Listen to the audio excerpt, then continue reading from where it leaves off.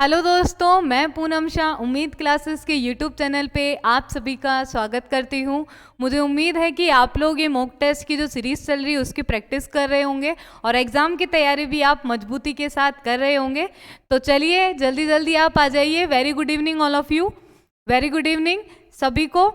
सभी जल्दी जल्दी आ जाइए, कॉपी पेन हाथ में ले लीजिए।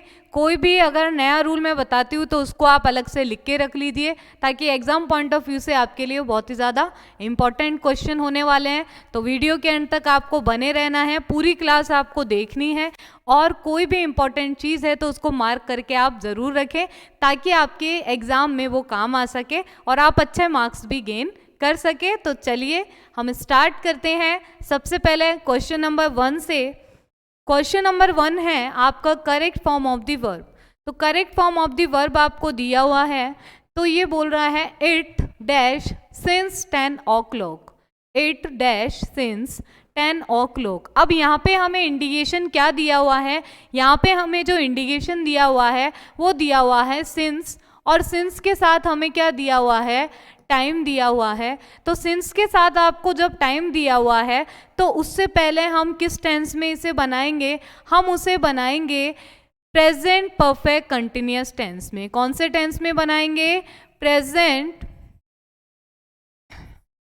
परफेक्ट कंटिन्यूअस टेंस में हम बनाएंगे। और प्रेजेंट परफेक्ट कंटिन्यूअस टेंस की पहचान क्या होती है?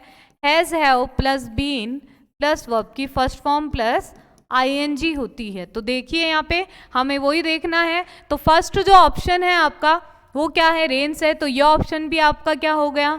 गलत हो गया। दूसरा देखिए हैव बीन रेनिंग। तो इट क्या है? सिंगुलर सब्जेक्ट है। सिंगुलर सब्जेक्ट है तो इट के साथ हैव आएगा या हैज आएगा? हैज आएगा। तो हैव यहाँ पे गलत है। तो इस हिसाब से ये ऑप्शन भी आपका क्या हुआ? रॉन्ग हो गया। उसके बाद में इज रेनिंग, ये प्रेजेंट कंटिन्यूअस आएगा ही नहीं। अगर यहाँ पे टाइम नहीं दिया होता और जैसे this morning, this evening, at this moment, ऐसे वर्ड्स आपको दे रखे होते तो आप फिर कंटिन्यूअस टेंस का यूज करते। अब ये ऑप्शन भी आपका रॉन्ग हो गया। तो देखिए क्या आएगा? Has been raining. तो correct option is D. Next देखिए correct form of the verb आपको पूछा है we dash to the cinema tonight. तो यहाँ पर आपका सही ऑप्शन क्या आएगा? देखिए वी डैश सुने। अब आज की बात कर रहा है कि आज हम सिनेमा देखने जा रहे हैं। तो आपका जो सही ऑप्शन होगा वो कौन सा होगा? देखिए यहाँ पे गॉन है तो ये तो आपका बिल्कुल ही गलत होगा। उसके बाद में अब यहाँ पे देखिए हैज़ गॉन, तो यहाँ पे ऑलरेडी ऐसा कोई वर्ड आपको दे नहीं रखा जो प्रेजेंट परफेक्ट के लिए हो, तो ये भी ऑप्शन आपका रॉन्ग हो गया। अब वी के साथ क्या आएगा? आर गोइंग आएगा या इज गोइंग आएगा? इज गोइंग रॉन्ग हो जाएगा। वी क्या है? प्लूरल सब्जेक्ट है तो वर्ब भी क्या आएगी? प्लूरल आएगी। तो करेक्ट आंसर है हमारा सी। नेक्स्ट देखिए correct form of the verb आपको पूछा है it dash when we dash station.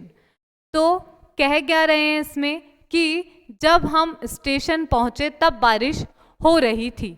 तो पास्ट की बात कर रहे हैं तो पास्ट टेंस ही आएगा। तो देखिए इज रेनिंग, ये प्रेजेंट को इंडिकेट कर रहे, ये ऑप्शन आपका गलत हो गया।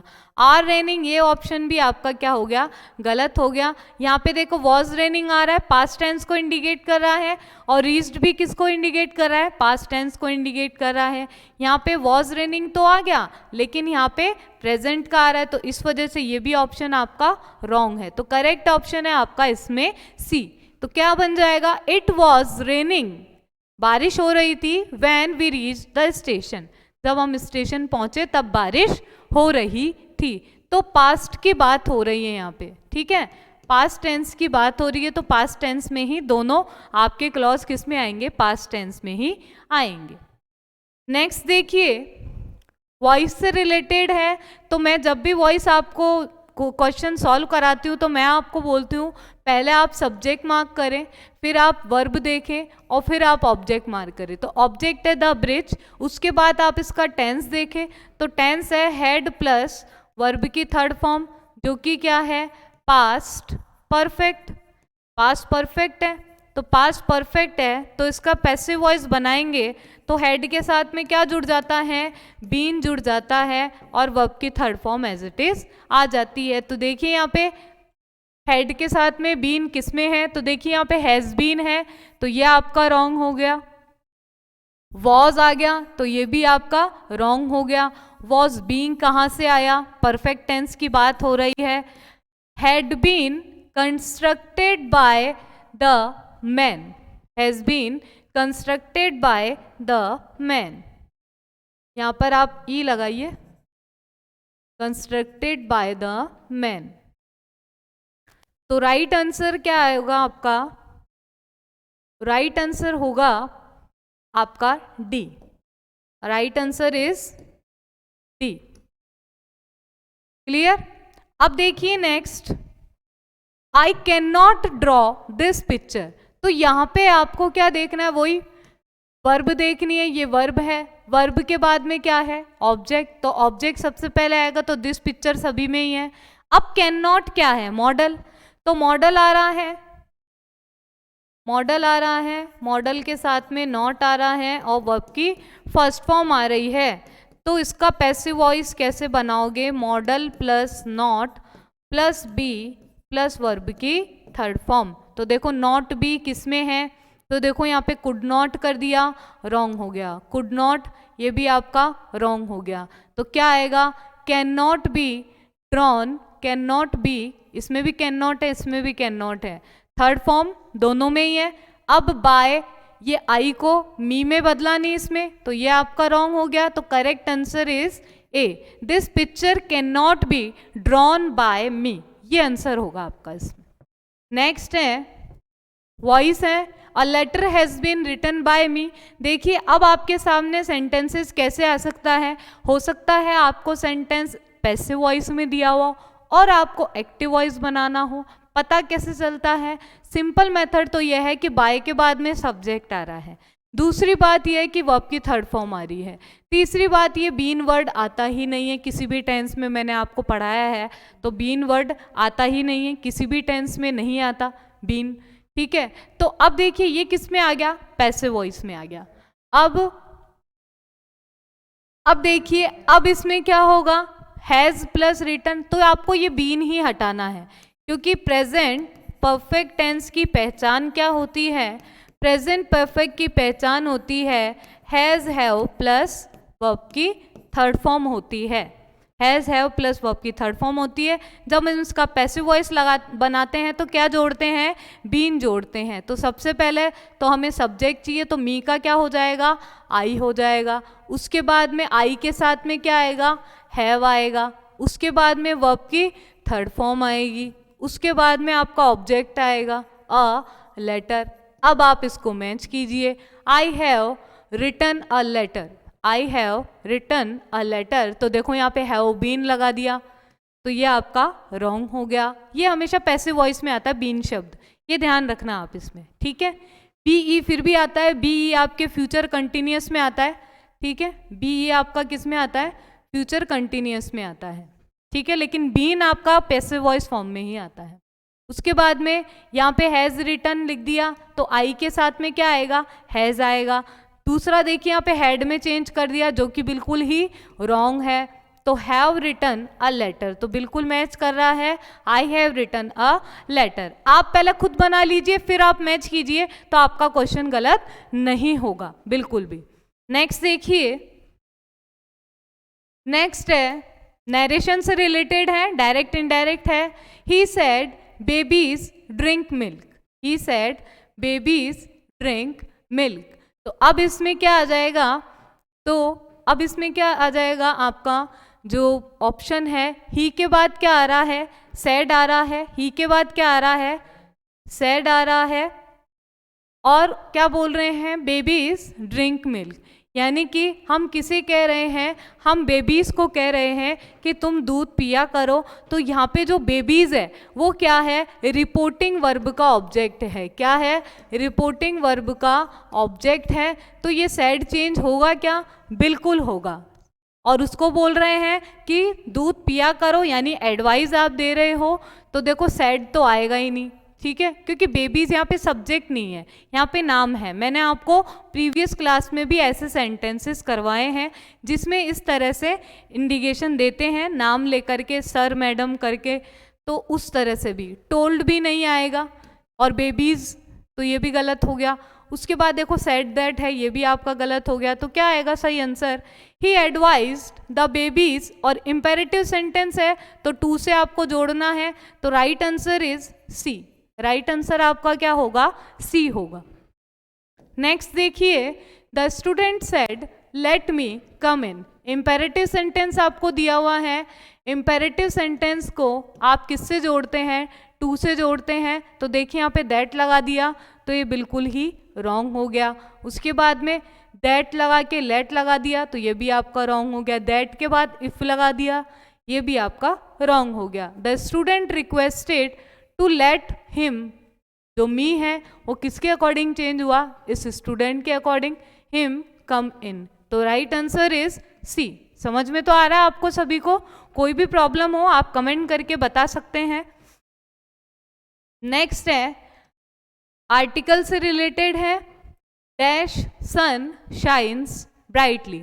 तो यूनिवर्स में जो भी सिंगल चीज होती है, एक ही चीज होती है, उससे पहले हम किसका यूज करते हैं? द का यूज करते हैं। तो राइट आंसर इज बी। तो the sun shines brightly. Next देखिए, आर्टिकल से रिलेटेड है, Ravi was a young Parsi. Ravi was young Parsi. तो पारसी तो नाउन हो गया, एडजेक्टिव हो गया, तो आर्टिकल लगेगा, और एक के बारे में बात कर रहे हैं तो क्या लगेगा? अ लगेगा। यंग से पहले ये से स्टार्ट हो रहा है, यानी कि कॉन्सोनेंट साउंड है।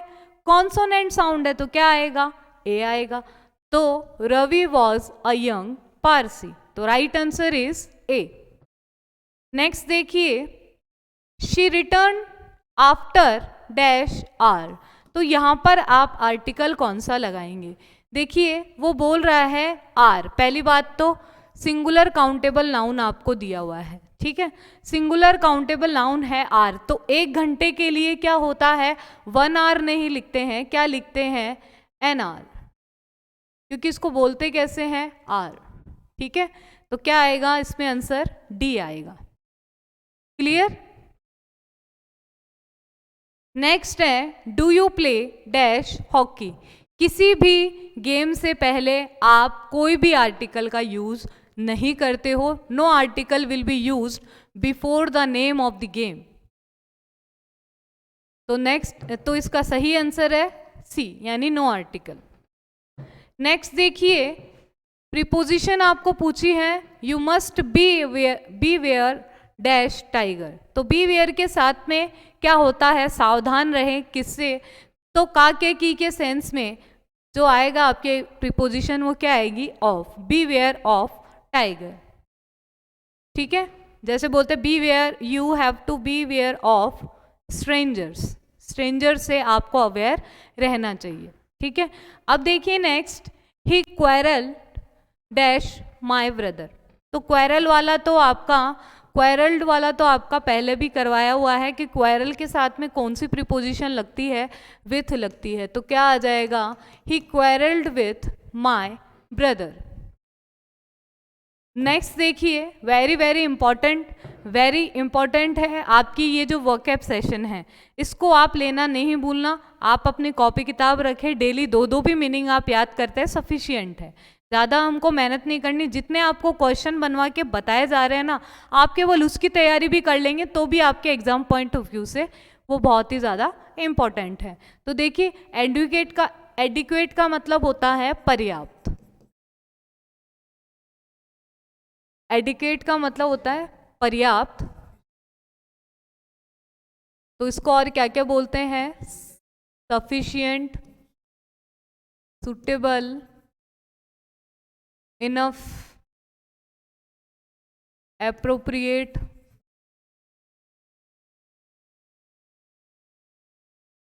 एप्रोप्रिएट हो गया, सफिशिएंट हो गया, ठीक है, सब्सटेंशियल हो गया, सब्सटेंशियल हो गया। तो ये सभी किसके सिनोनिम हैं? आपके एडिकेट के हैं। तो देखिए इसमें से सिनोनिम तो आपको पता चल ही गया होगा कि क्या होगा, सी होगा। अब बाकियों को भी हम देख लेते हैं, बाकी के बारे में भी लिख लेते हैं। एक्सेप्टेबल का मतलब होता है स्वीकार्य, यानी स्वीकार करने योग्य, स्वीकार करने योग्य। तो इसका क्या होगा, एडमिसिबल, एग्रीएबल, अलाउएबल,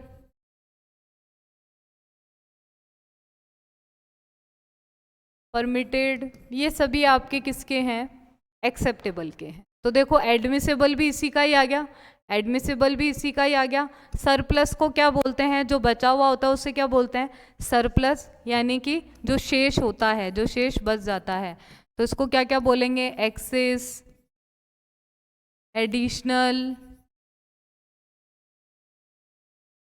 एडिशनल है, एक्स्ट्रा, स्पेयर, एम्पल। तो ये सभी क्या है, आपके सिनोनिम्स है। देखो वर्ड एक था, लेकिन मैंने बाकियों के भी आपको इसलिए बताए हैं कि कोई भी वर्ड आ सकता है। मान लो सुटेबल आ जाए और बोल दिया जाए कि इनमें से कौन सा है, तो आप सफिशिएंट इसका सही आंसर लिखेंगे। नेक्स्ट देखिए वेनल। अब वेनल का मतलब क्या होता है, वेनल का मतलब होता है उत्कोच। जो करप्ट होते हैं, जो मैलिशियस प्रवृत्ति के होते हैं, जो दुष्ट प्रवृत्ति के होते हैं, वो कहलाते हैं उत्कोच यानी वेनल। इसको और क्या क्या बोलेंगे, ब्राइबल,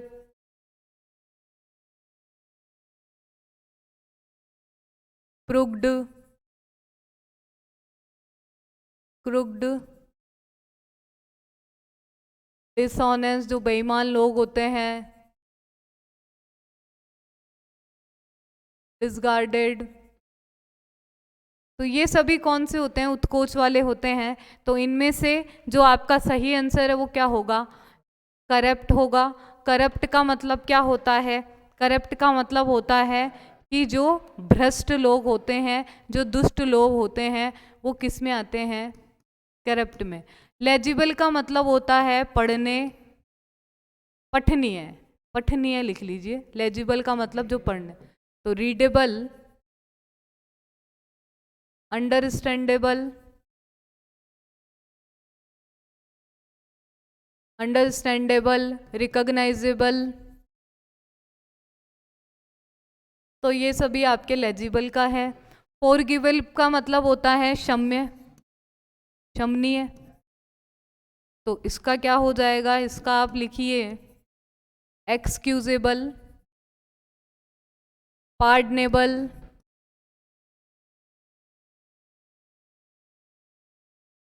जस्टिफिएबल। तो ये सभी किसके आ जाएंगे आपके, फॉरगिवेबल। फॉरगिव का मतलब क्षमा करना होता है, पहले भी हमने शब्द किया है ये। अब कंप्रीहेंसिबल का मतलब क्या होता है, कंप्रीहेंसिबल का मतलब होता है आपका समझने योग्य, है ना, अंडरस्टैंडेबल।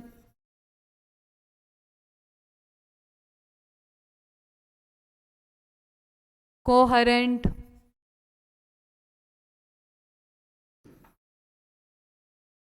एक्सेसिबल।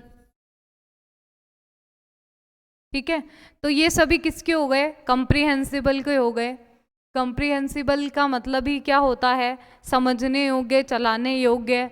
ठीक है, तो ये सारी चीज़ें देखो, आपको एक वर्ड की जगह 4 वर्ड आपको यहाँ पे सीखने को मिल रहे हैं। मैं उम्मीद करती हूँ कि आप लोग अच्छे अच्छे आंसर्स भी दे रहे हैं, आप लिख भी रहे होंगे, इन्हें नोट डाउन कर रहे होंगे। अब देखिए नेक्स्ट, एंटोनिम आपको पूछा है। एंटोनिम का मतलब क्या होता है, अपोजिट आपको पूछा है। तो अपोजिट से पहले तो पहले आउटरेजियस का मतलब क्या होता है, आउटरेजियस का मतलब होता है अपमानजनक। तो इसको और क्या क्या बोलेंगे, देखो इंसल्ट आ जाएगा, ठीक है, इंसल्ट आ जाएगा, एनॉय आ जाएगा,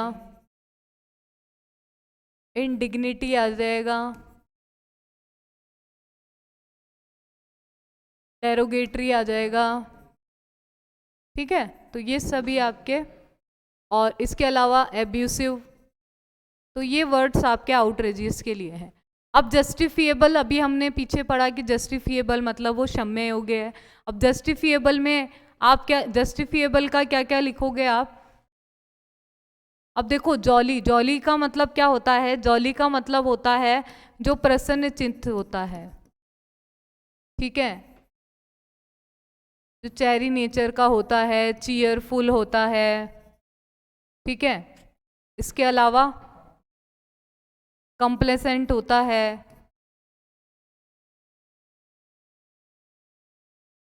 ठीक है। लस्ट्री का मतलब होता है,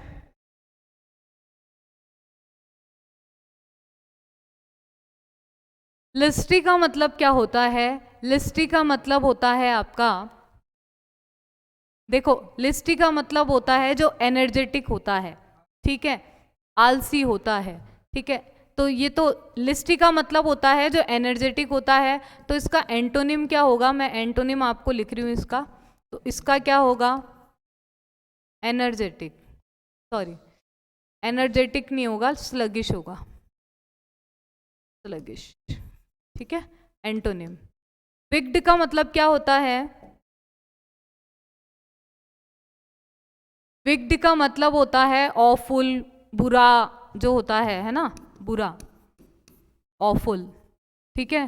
तो इसका जो एंटोनिम है वो क्या होगा? एंटोनिम जो है आपका वो होगा गुड, वर्चुअस, है ना, अच्छा, वर्चुअस। तो ये आपका क्या है? एंटोनिम है विक्ड का, ये ध्यान रखना, ठीक है। तो नेक्स्ट देखिए, इसमें जो सही आंसर होगा वो क्या होगा आपका? इसमें जो सही आंसर है वो होगा आपका जॉली, ठीक है। ये तो आप मान जाना कि ये चीयरफुल आदमी हो गया, कि जो सम्मान से, कटसियस से बात करता है ना, जो कटसियस से बात करता है वो क्या होता है? जॉली नेचर का होता है। नेक्स्ट देखिए, एंटोनिम, एंटोनिम ऑपोजिट आपको पूछा है, ठीक है। तो देखो, यूनिटरी हमने पहले भी किया है। यूनिटरी का मतलब क्या होता है? एकात्मकता, है ना, एकात्मकता। तो इसका क्या हो जाएगा? मल्टीपल, डबल, सिंगल या ट्रिपल, क्या होगा इसका? तो देखो, एकात्मकता का क्या मतलब होगा? एक, तो बहु होगा इसका, यानी कि एक से ज्यादा, अनेक में आ जाएगा तो मल्टीपल सही आंसर होगा, ना सिंगल आएगा, ना ट्रिपल आएगा, ना डबल आएगा। इसमें बच्चे कंफ्यूज हो जाते हैं, बहुत इंपॉर्टेंट है ये ध्यान रखना। वन वर्ड सब्सटीट्यूशन आपको बताना है। The political leader has an evil reputation, जिसकी बहुत बुरी रेपुटेशन हो और उस पर कोई भी विश्वास नहीं करता हो, उसे हम क्या बोलेंगे? मैग्नेनिमस, डुबियस, मैलिशियस या नोटोरियस, क्या उसे बोलेंगे? देखो, मैग्नेनिमियस का मतलब होता है जो उदार व्यक्ति होता है, ठीक है, जिसमें कर्टसी होती है। डुबियस कौन होता है? डूबियस होता है जो डाउटफुल आदमी होता है, जो संदिग्ध होता है, ठीक है, वो डूबियस होता है। इसके बाद में मैलिशियस का मतलब होता है जिसकी जो भावना है वो अच्छी नहीं है, दुर्भावनापूर्ण, ठीक है, तो वो मैलिशियस पर्सन होता है, ठीक है। जिसकी भावना ही, फीलिंग क्या है? मैलाफाइड है, वो मैलिशियस होता है। तो इसका जो सही आंसर होगा वो होगा आपका डी, नोटोरियस, ठीक है।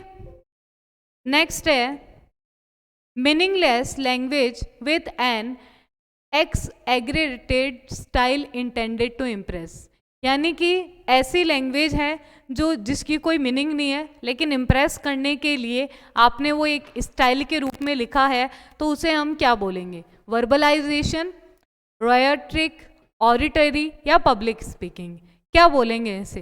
देखिए, सबसे पहले तो वर्बलाइजेशन होता है कि जो आप मुंह से बोल करके करते हैं, शाब्दिक अभिव्यक्ति, ठीक है। और ये जो मीनिंगलेस लैंग्वेज, जो सुंदर सुंदर राइटिंग दिखा करके अपना इंप्रेशन लगाने के लिए जो वर्ड यूज करते हैं वो होता है रियोट्रिक। ऑडिटरी का मतलब होता है भाषण देने की जो कला है उसे बोलते हैं ऑडिटोरी, भाषण देने की कला, art of speaking, art of delivering speech, public speaking, ये तो सभी को पता है, तो सही आंसर इज बी। तो मैं उम्मीद करती हूँ ये जो क्वेश्चंस हैं वो आपके एग्जाम पॉइंट ऑफ व्यू से वेरी वेरी इंपॉर्टेंट है। आपको इसकी जितनी ज़्यादा हो सके उतनी ज़्यादा आपको प्रैक्टिस करनी चाहिए। वीडियो को आप ज़्यादा से ज़्यादा देखिए ताकि आपके जो कॉन्सेप्ट क्लियर नहीं हुए तो आप क्लियर कीजिए उसे, और अगर फिर भी कोई डाउट रह जाता है तो उस डाउट को भी आप क्लियर कीजिए कि ये डाउट मैम ये रह गया है, ये हमें बता दीजिए। तो बिल्कुल आप कमेंट करके हमें बता सकते हैं, आपके डाउट का सॉल्यूशन हम आपको ज़रूर देंगे। और लाइक शेयर एंड सब्सक्राइब करना ना भूलें। सब्सक्राइब करने के बाद में बेल आइकन को ज़रूर आप क्लिक करें ताकि हमारी जो लेटेस्ट क्लास है उसका अपडेशन आप तक पहुंच जाए कि ये जो क्लास है ये इतने बजे होने वाली है, तो आप रेडी रहें और इस क्लास को ज्वाइन कर सके और एडवांटेज ले सके। Thank you so much.